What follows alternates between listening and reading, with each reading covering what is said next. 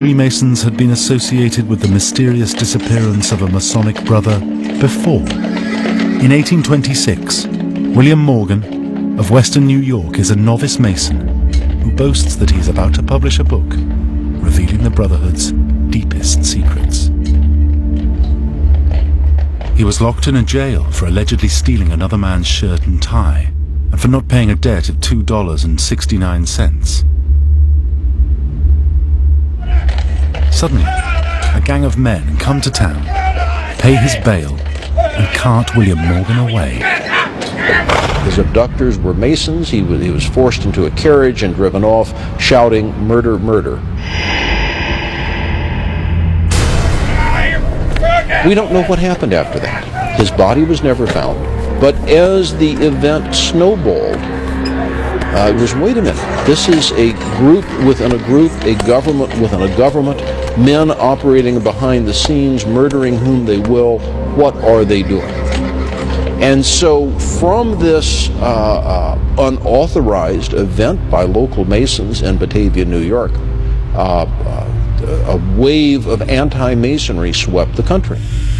As the hysteria multiplies, New York's 228 Masonic lodges slowly dwindled to only 45.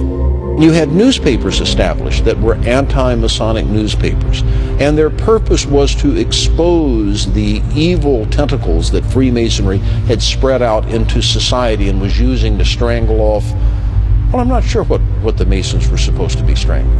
Maybe free speech, maybe, I don't know what. But the Freemasons were there doing bad things. Many of the misconceptions about Freemasonry come from anti-Masonic books. And none more inventive than Leo Taxil, an author and one of the greatest purveyors of Masonic lies of all time. There have been some incredible hoaxes like the one done by Leo Taxil in the 19th century, where he fabricated this whole conspiracy theory about Masons working to take over the world and league with the devil. In 1881, Taxil joined a Masonic lodge, but was quickly expelled for his repeated run-in with the law over plagiarism. He then later turned his literary talents against Freemasonry by writing a book which stated that the Masons conducted sex orgies, performed ritual murders, and even worshipped the devil. Leo Taxil developed a whole literature claiming Freemasonry as being anti-clerical, claiming that the ceremonies were like satanic masses. Then when everybody started to investigate it, held a public meeting and said, "Sorry guys, I was having you on." That sort of rumor lives today, especially on places like the internet, where you can find just about any sort of variant of a conspiracy theory. So it fits well with the internet penchant for exaggeration or misinformation. Popular authors like Dan Brown help feed the public's appetite for conspiracy theories.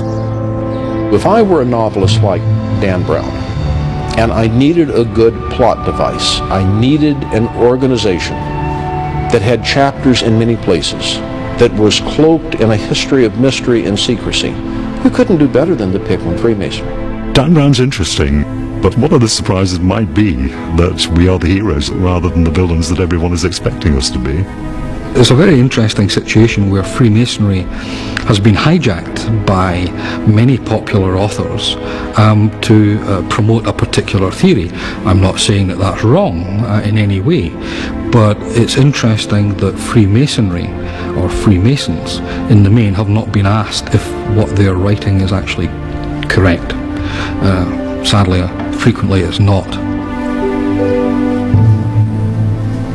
Even though the Freemasons are now hoping to stop these conspiracy theories by opening up their doors to the media and to the public,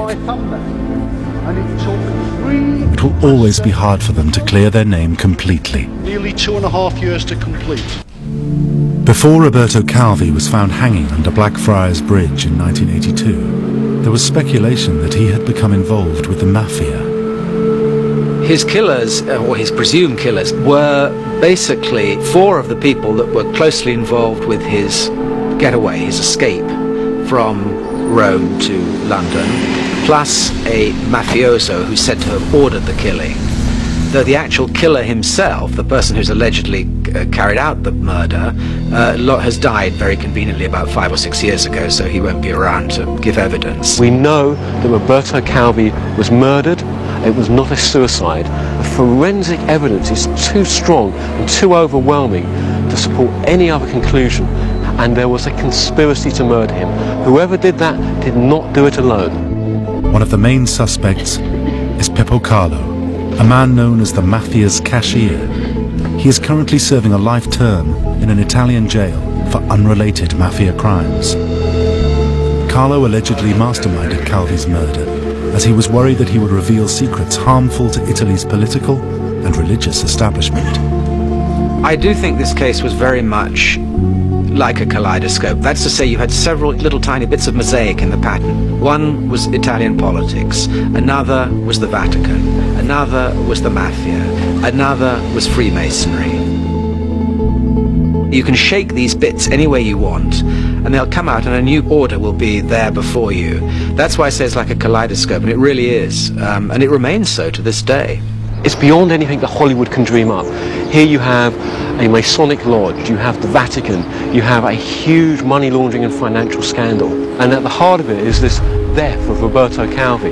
Now, in most actual sort of plots and thrillers, it would finish with the death of Roberto Calvi. But in this story, it's just the start of an amazing investigation across decades to try and prove that this man actually did not commit suicide but was murdered, and to actually try and expose the scope and range of the huge scandal and the huge conspiracy that was involved in Roberto Calvi's death. The Calvi trial remains an open file. And as for the Freemasons, the biggest surprise of all might be that they are little more than a band of brothers, a society of philanthropic do-gooders. It makes you grow in responsibility and your faith in your fellow man and helping one another. You take a good man and make him better, and that's what it's all about. So, are we finally coming to understand who the Freemasons are? We tried a number of years ago, when we first got involved in re-engaging with the community, to get the perfect soundbite to say what Freemasonry was. I think one of them, which sometimes sounds a bit trite, is Masonry takes good men and makes them better. The other one, the one that I prefer, is a peculiar system of morality. And peculiar, of course, here means unusual or special. So a peculiar system of morality, veiled in allegory and illustrated by symbols, of which we have lots and lots and lots. If you're looking for a system of morality to guide you, can Freemasonry really compete in a world of more than 270 known religious groups, and a growing number of new faiths, like Jediism? This still doesn't explain the secrecy. I think the whole idea of a secret society, while understandable in the context of the Middle Ages and the Inquisition, I don't really think that there's any need for the secrecy today. After all, we're not burning people at the stakes anymore, so I think it ought to be on the table. We ought to discuss things in an intelligent manner. No amount of recent spin doctrine can sort of counter that sense that they are a secret organisation. And for a lot of people, we see on that blank space in the map all sorts of monsters, all sorts of demons, all sorts of fears and paranoias realised, and people will continue to project because there are secrets at the heart of Freemasonry which are not revealed to the mass of the public. People are always going to believe what they want to believe, and unfortunately, conspiracy theories have a great immunity from truth. You can point out the absurdity of them, you can present contrary evidence. Certain people often want to believe in that conspiracy theory, and that's unfortunate. The evidence points to a club that gives its members, whoever they might be, a chance to embark on a unique series of self-improvement classes. You know, Masonry is a little bit like the Hotel California. You can check out any time you like, but you can never leave. That is, you can quit being a member, stop paying dues, and stop attending meetings.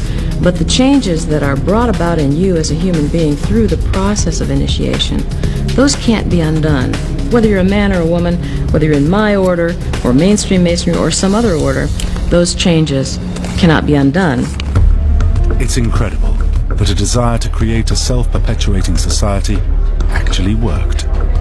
The truth is, despite some of the highest profile conspiracy theories attached to the Freemasons, their name deserves to be cleared.